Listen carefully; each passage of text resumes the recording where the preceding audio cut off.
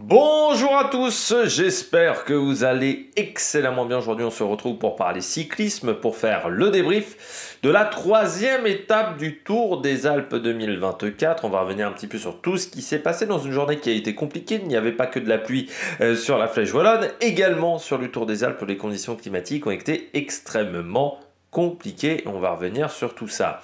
N'hésitez pas à vous abonner à la chaîne, à réagir dans les commentaires, à mettre un pouce bleu, à partager la vidéo sur les réseaux sociaux, notamment auprès de vos proches, si vous pensez que ça peut les intéresser.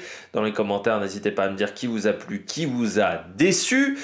Short TikTok juste après l'arrivée des grandes compétitions. Si vous avez les moyens et que vous voulez soutenir mon travail, vous pouvez faire un super thanks et je remercie les gens qui le font. Et puis la petite cloche, comme ça vous êtes au courant des dernières vidéos qui sortent sur la chaîne. Et le principe de YouTube, plus vous cliquez rapidement sur une notification, et bien plus la vidéo est mise en avant par la plateforme. On commence tout de suite avec ce Tour des Alpes, étape numéro 3, une étape qui était compliquée dans le final, avec un circuit, enfin quasiment un circuit où on avait deux cols à prendre à deux reprises à chaque fois. Donc on sentait que ça allait être une journée difficile, encore plus avec les conditions climatiques. Il pleuvait énormément sur cette étape. Alors il n'y a pas une neige, mais il faisait vraiment pas chaud encore, hein. On était sur du 7-8 degrés et puis en altitude il faisait un petit peu plus bas. Un déroulement de course assez surprenant parce que moi c'est vrai que je me disais... enfin hier soir, hein, quand j'ai fait légèrement la présentation de cette étape en fin de vidéo, comme vous aurez la présentation de l'étape numéro 4 en fin de vidéo encore aujourd'hui, eh bien je me disais, c'est une journée, on risque d'avoir du grand spectacle dans le final, vraiment, hein, ça risque de faire un petit peu des étincelles, parce qu'avec des pourcentages, on était aux alentours de 9%, il y avait de quoi faire en termes de configuration d'étape. Je me suis dit encore plus ça quand on voit le premier tour. Je me suis dit, bon, bah, il y a un coureur qui est parti, Juan Pedro Lopez, mais bon, ils vont aller le chercher. Et puis en fait, il n'y a jamais eu vraiment de coup de baston véritablement dans le peloton. Et la Ineos a une stratégie bizarre. C'est-à-dire que la Ineos s'est dit, tiens, on va mettre un coureur dans l'échappée. Donc il y a Ganna qui se retrouve dans l'échappée, sauf qu'il n'y a personne avec lui. Donc il se retrouve tout seul, il va faire 100 km, 120 km seul sous la flotte et sous 7-8 degrés. Donc vraiment le cadeau ingrat, pardon. Derrière ça roule sur le plat, hein. Il va jamais sur la fin, voilà, il a rattrapé quand même assez tôt avant l'arrivée. Donc là je me dis, bon ok, d'accord, du côté... d'Ineos, c'était pour ne pas rouler. Mais bon, peut-être que la veille, il aurait mieux fallu s'arrêter de rouler avant les 30 derniers kilomètres pour économiser des hommes. Puis c'est quand même assez rare de voir ce genre de stratégie, mais bon. Derrière, on a une attaque de Bardet aussi, en début enfin dans les 35 bornes de l'arrivée, un truc comme ça, il attaque Bardet. On va revenir sur lui. À ce moment-là, il y a quand même une petite accélération sur Romain Bardet. Et quasiment quand on revient sur lui, il y a Juan Pedro Lopez qui part avec Pellizzari. Et le peloton, à ce moment-là, n'accélère pas plus. On a presque l'impression même que ça temporise à ce moment-là. On va jamais revenir sur les deux. Juan Pedro Lopez s'impose sur Pellizzari. Et en même temps, on a l'impression que Foss était très fort, mais qu'il n'a pas été en mesure de revenir. Alors soit c'est vraiment que Juan Pedro Lopez était au-dessus du lot, soit on en a gardé pour les deux dernières étapes.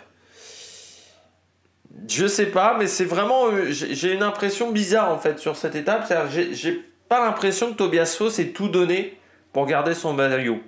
C'est-à-dire j'ai pas l'impression qu'il était complètement à fond pendant la journée. Après c'est peut-être une erreur de ma part. Après c'était peut-être pas l'objectif qu'on garde le maillot avec Ganna. Peut-être que l'objectif était que Geraint Thomas soit performant. Et ça a peut-être été ça le problème du côté de la formation Ineos. Par contre, il faut souligner quand même le cadeau ingrat qu'on a fait à Ganna et puis le gros courage derrière d'être en solitaire, de continuer à rouler. Parce que là, aujourd'hui, c'était vraiment pas de la tarte pour Filippo Ganna sur cette journée. On regarde tout de suite les coureurs top. Ah, attaque de Marlou! Premier coureur top de cette étape, eh bien c'est Juan Pedro Lopez, le vainqueur du jour, le coureur espagnol. On en avait parlé il y a 2 jours, j'avais dit ça fait du bien de revoir un petit peu Juan Pedro Lopez au top, parce que c'est vrai que ça faisait depuis quelques temps qu'il avait un petit peu disparu des radars. Il avait eu une année 2023 compliquée, avec notamment il s'était fait la clavicule en janvier, puis il avait jamais vraiment retrouvé une bonne condition physique. Je l'avais attendu pendant très longtemps. J'avais été assez déçu.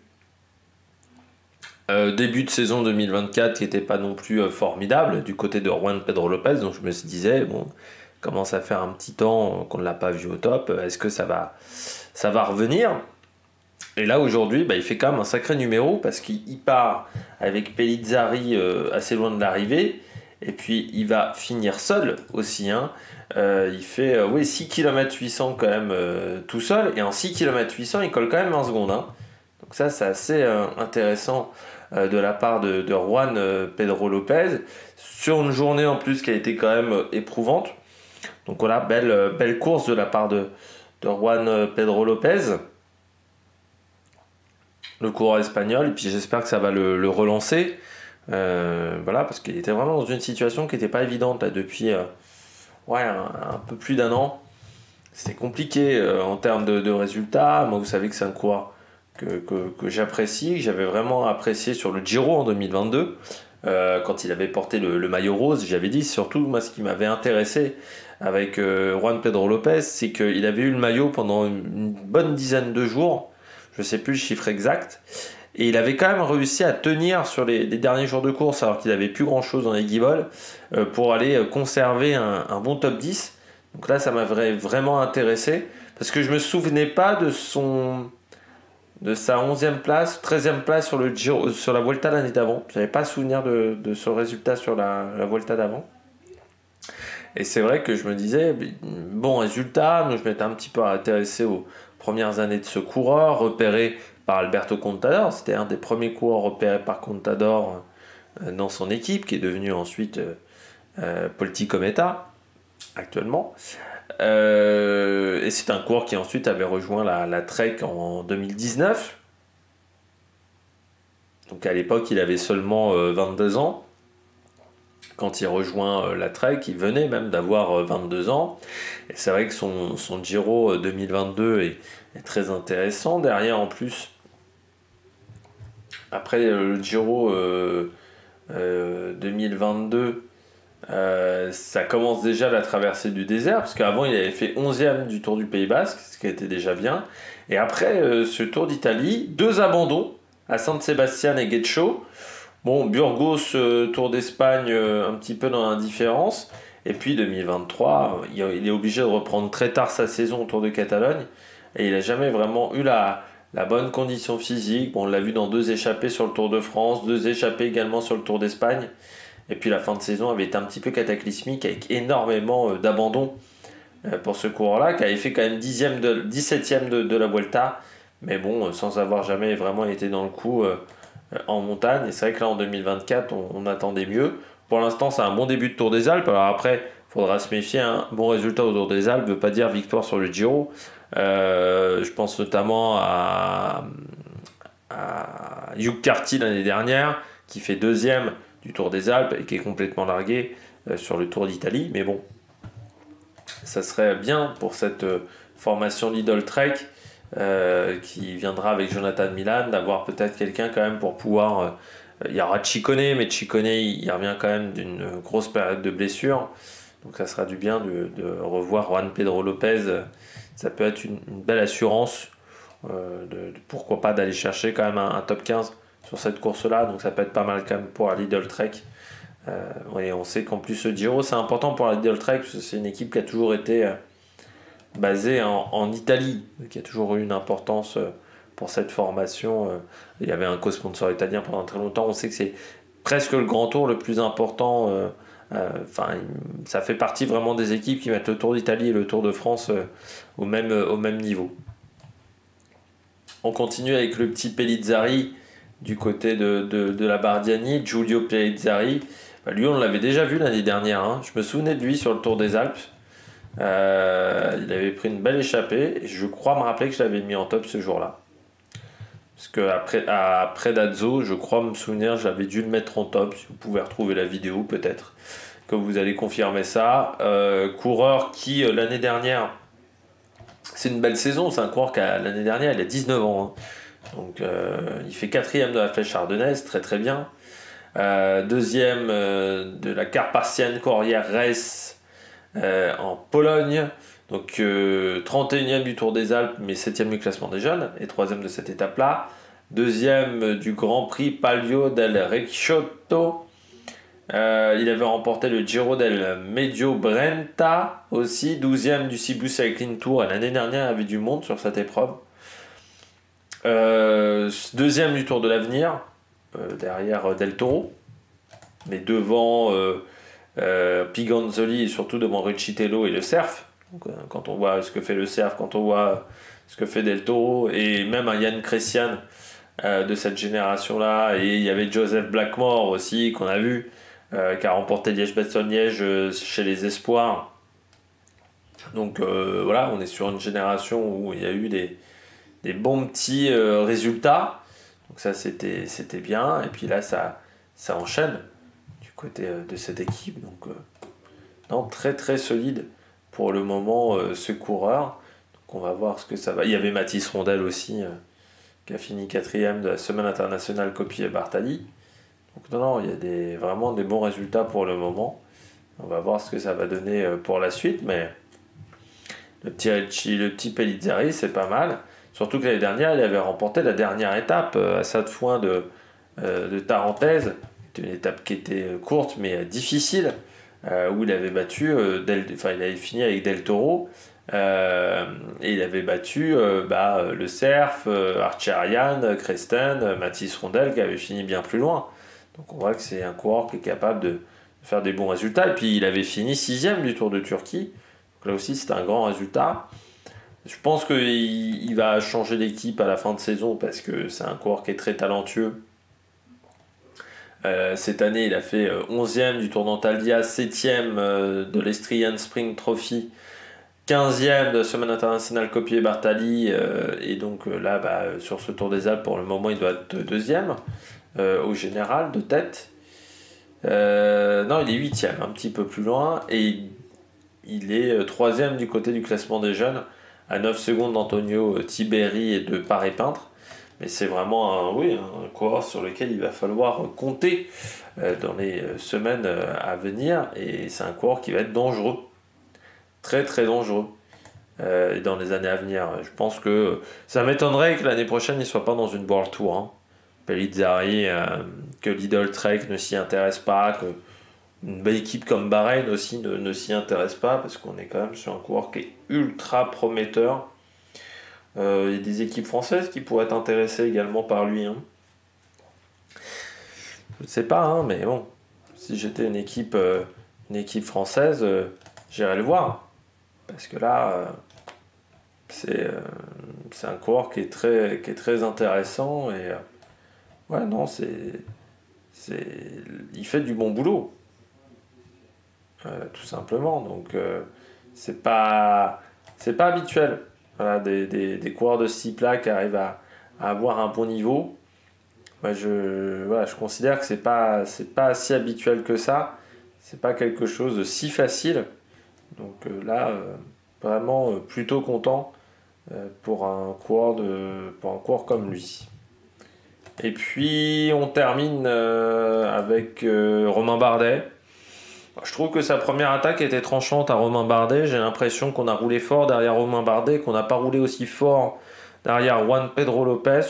Je me dis qu'il n'a pas eu peur non plus dans les descentes, parce que j'avais un peu peur qu'il ait un peu d'appréhension aujourd'hui, du fait qu'il s'est quand même pris pas mal de gamelles ces derniers temps, Romain Bardet. Donc je me disais, il s'est pris pas mal de gamelles, et en plus, il est plus si jeune que ça. Romain Bardet doit avoir 32 ou 33. Donc parfois, à ces âges-là, on commence à prendre moins de risques en descente. Je pense à Nibali. Les dernières saisons de Nibali était un bien moins bon descendeur qu'au tout début de sa carrière. Parce qu'il y a la prise de risque et qu'il était, je pense, plus en capacité au niveau mental de prendre ce risque-là. Donc c'était plus difficile pour lui et je trouve que Romain Bardet a bien descendu. Alors Juan Pedro Lopez, à des moments, tu sens que c'est un peu freestyle au niveau des trajectoires. Et je suis content du côté de Romain Bardet parce que l'attaque était assez tranchante.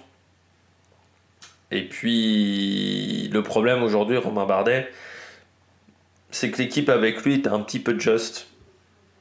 Il s'est retrouvé très vite seul. Il aurait peut-être fallu économiser un peu plus de coureurs, mais je pense qu'il voulait il voulait animer la course aujourd'hui, et je crois que c'était son objectif. Il voulait vraiment se tester de loin. Bon voilà, il reste dans le temps de Foss. Alors oui, ça fait loin de Juan Pedro Lopez, parce qu'aujourd'hui, le coureur espagnol a fait une belle démonstration. Juan Pedro Lopez, il est à, si on regarde, il a 31 secondes d'avance sur Foss. Ben O'Connor est à 45 et 48 pour Bardet, Tiberi. Romain Bardet qui est 5e. Après, il reste encore 2 journées. Demain, c'est dur. L'étape de Lévi-Cottermé, il y aura 2 gros cols aussi sur cette étape. Le Palu del Fercina. Donc, voilà, il reste encore 2 journées très compliquées à passer. Voilà. Pour Juan Pedro Lopez, va falloir réussir à gérer. Demain, c'est 4219 mètres de dénivelé. L'étape 5, c'est aussi une grosse journée, ça va s'afficher. C'est 2645, mais sur une étape de 120 km. Donc c'est du lourd quand même sur ces 2 journées-là, donc il faudra faire attention. On regarde tout de suite les bonnets d'âne. On passe au bonnet d'âne. Je commence avec Tobias Foss. Pas trop compris la journée de Tobias Foss. J'ai 2 théories. Soit c'est un raté stratégique de l'équipe. Raté stratégique de l'équipe. Alors, 2 théories. Soit c'est un raté stratégique, soit physiquement il n'était pas si bien que ça. Et l'impression était troublante. Moi, la théorie que j'ai, c'est que pour moi, j'ai l'impression quand même que Tobias Foss était très bien. Mais peut-être que le leader, c'était plutôt Geraint Thomas. Geraint Thomas qui est quand même inquiétant à 2 semaines et demie du Giro. Parce que bon, même si Christophe Riblon dit il est performant qu'au moment des grandes courses, je me dis quand même que depuis le début de saison, il y a eu assez peu d'évolution sur l'état de forme de Geraint Thomas. L'année dernière, quand même, il avait été un peu mieux. Je crois me rappeler sur le Tour des Alpes, par rapport à son tout début de saison, là j'ai vu assez peu d'évolution. Puis le Tour des Alpes était moins dur l'année dernière. C'est un Tour des Alpes un peu particulier en termes de parcours. J'avais pas trop aimé le parcours l'année dernière du Tour des Alpes. Je trouve que cette année le parcours est... Je suis assez d'accord avec Romain Bardet. Je trouve que le parcours est plutôt très bien tracé. Et pour moi, la deuxième stratégie, c'est que donc Geraint Thomas était le leader, qu'on voulait pas assumer le poids de la course. C'est pour ça qu'on a envoyé Ganna devant. Ça, je trouve ça assez surprenant parce que Ineos, ces derniers temps, assume plutôt un poids de la course alors qu'ils n'ont pas forcément le leader pour.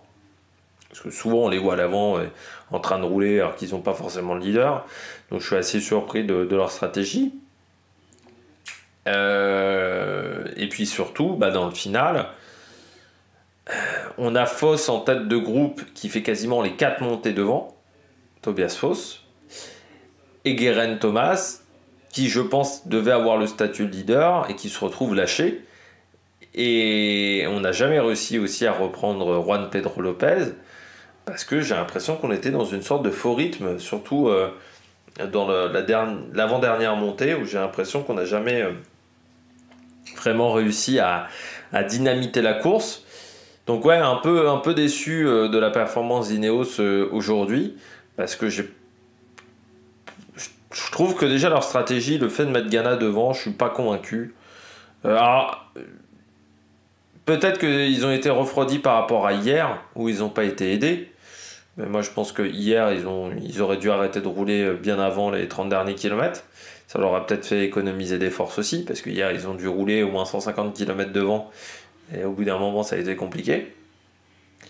Et du côté de cette formation, ouais, je Je pense qu'il y a eu une erreur stratégique parce que bon, Geraint Thomas, déjà dans les derniers jours, c'était pas foufou.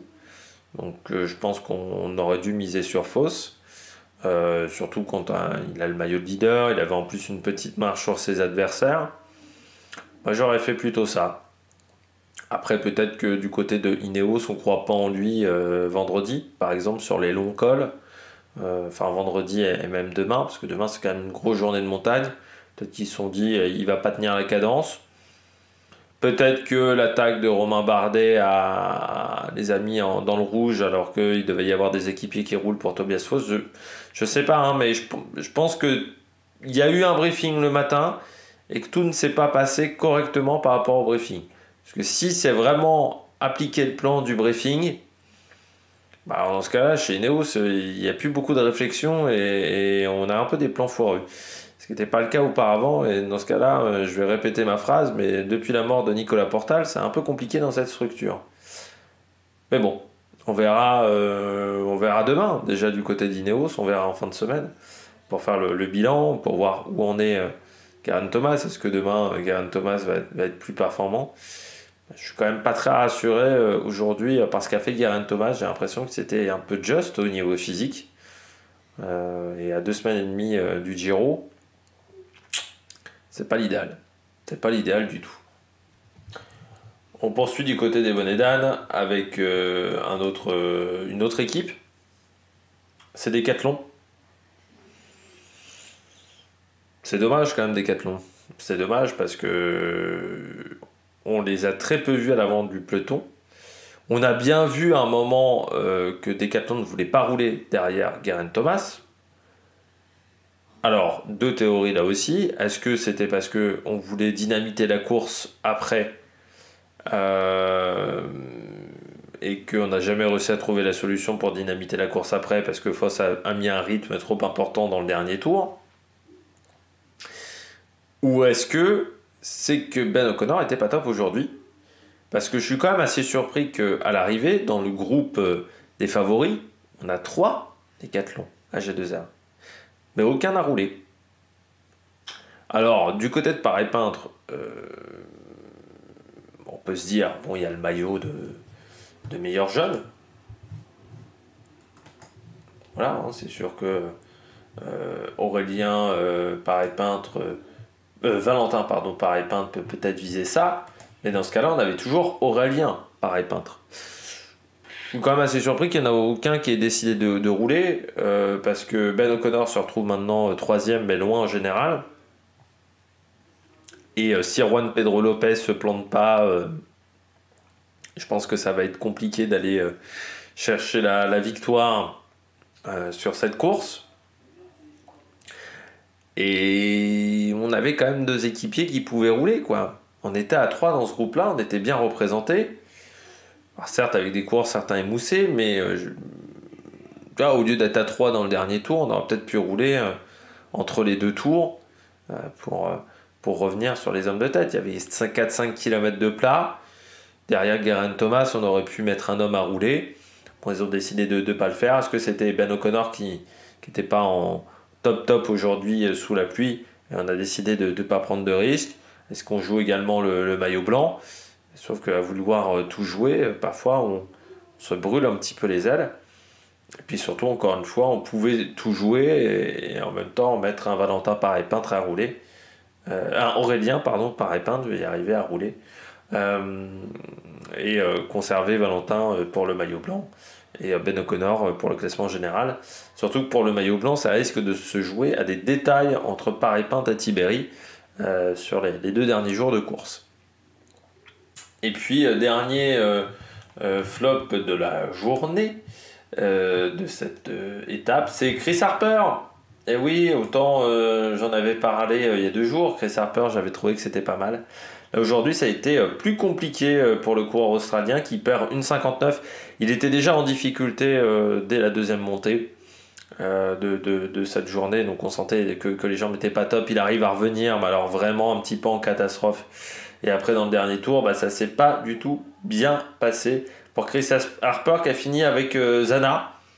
Ils ont quasiment fini ensemble, donc je pense que Zana a dû travailler un petit peu pour Harper, mais que Harper n'avait pas des super bonnes jambes sur cette étape. C'est dommage pour Jaïko Alula, parce que ça aurait fait des points UCI. C'est dommage en plus pour Jaïko Alula, parce que la dynamique de cette équipe en ce moment, c'est pas top. Sur la Flèche Wallonne, tous les coureurs, je crois, ont abandonné, malgré le fait qu'on avait notamment Mauro Schmidt au départ. Simon Yates et Eddie Dunbar, pour l'instant, on est un petit peu au point zéro. Mauro Schmidt, on est un petit peu au point zéro. Jusqu'à maintenant, la seule lueur d'espoir, un petit peu, c'était Chris Harper. Là, aujourd'hui, ça s'est gâté. Zana finit assez loin aussi, puis il avait fini loin sur les premières étapes. Donc, on n'a plus personne pour le général de cette course. Et puis, certes, hier, il y a la victoire d'Alessandro De Marchi, parce que depuis hier, je dis plutôt Alexandro que Alessandro De Marchi. Mais on reste quand même en grande difficulté. On a vu des Marchi rouler même, un moment en tête de course, en tête de peloton. Mais Chris Harper, je pense, n'avait vraiment pas les jambes aujourd'hui. La pluie, certainement, a dû jouer pour Chris Harper. Mais ça met Jaïko Alula dans une situation qui n'est pas évidente. Et puis, c'est une équipe qui a eu peu de résultats depuis le début de saison. C'est vrai qu'on parle beaucoup de Cofidis. Cette formation a certes eu 8 victoires. Mais en fait, depuis entre Oman, il y a eu un trou entre Oman et le Tour des Alpes. Donc c'est énorme comme trou. Parce il y a eu Luc Plapp aussi qui t'apporte 2 victoires, mais sur des courses, le championnat d'Australie, où quand t'es Jaïko Alula, t'as quand même un petit avantage. Et après, quand on regarde bien, on est sur des 1-1 ou des 2-1. Et des Pro Series, il n'y a aucune victoire en World Tour. On n'est pas passé loin avec Michael Matthews. Puis il y a quand même des coureurs qui pour le moment passent une chouille à côté. Et je trouve que là depuis ils ont fait un gros début de saison. C'est vrai que il y a eu Chris Harper en mars, mais encore une fois tu regardes en mars, je crois que c'est quasiment que Chris Harper qui apporte les résultats. Yates n'est pas dans le coup, Dunbar non plus. Dunbar pour le moment la saison est compliquée. Donc c'est vrai que Jaïko Alula n'a pas marqué beaucoup de points en ce début de saison. On est à 3536. Donc ce qui n'est pas si exceptionnel que ça. Pour tout vous dire, Dunbar est 20e seulement de l'équipe en termes de nombre de points. Donc c'est pas fantastique. Mauro Schmidt n'en a pas marqué, par exemple. Félix Engelhardt non plus. N'a pas marqué de points. Et je pense que par rapport aux autres formations sur l'année 2024, ça ne doit pas être foufou. Si je regarde, Jaïko Alula, on est 12e,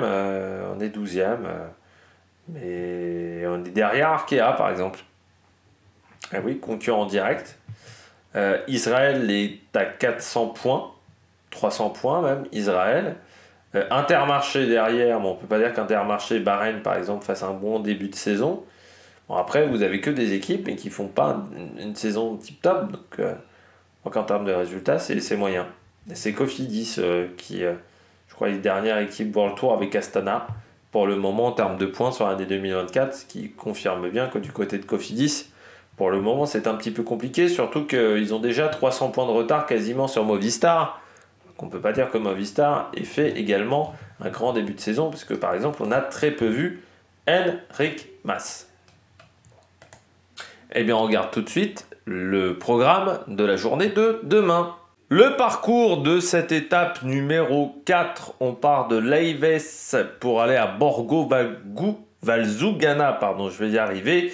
141 km avec une journée où il y aura 2 cols au classement de la montagne, col de première catégorie, mais en fait on va passer 5 cols même dans cette journée, donc il va falloir être prêt physiquement, parce que 5 cols sur 141 km, il y aura peu de périodes de transition, peu de périodes de plat.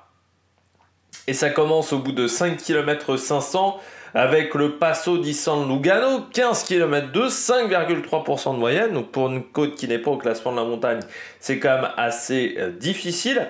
Et ça risque de rouler fort si on a du mal à avoir une échappée qui sorte.